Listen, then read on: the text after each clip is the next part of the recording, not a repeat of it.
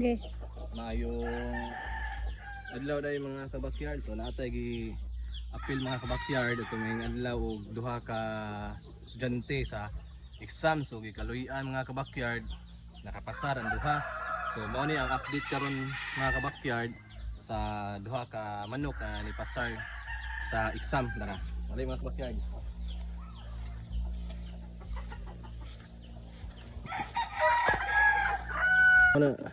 So mga kabakyard, mauna ni ang atong update sa duha ka buok estudyante na to nga nakapasar sa exam.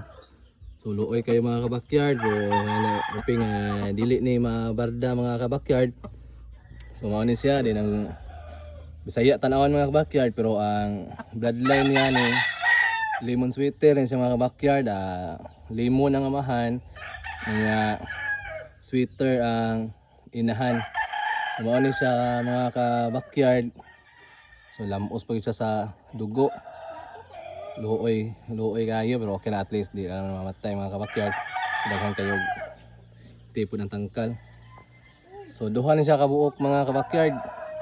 Mao ni siya ang update. Yan ang usa mga ka-backyard. Mao ni. So duha ka estudyante to kaluyan pod. Kaluyan ang duha ka estudyante. So mao ni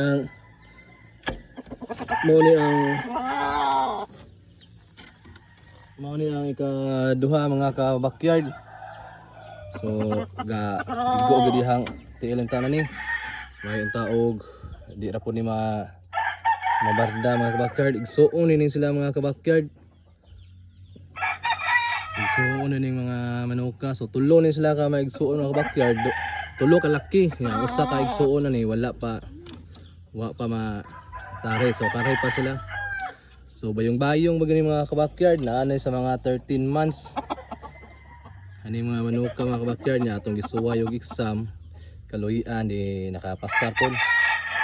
Nga og kinsa nito gusto mo anaw sa exam mga ka-backyard, ay message lang ko ninyo, kay mag-send ko ninyo sa inyo sa iyahang away. So mao na tong update na to mga ka-backyard sa duha ka estudyante na to nga kaluyan nga nakapasar. Ya, umutan-aw mo sa exam mga ka-backyard. So message lang ko ninyo. Salamat.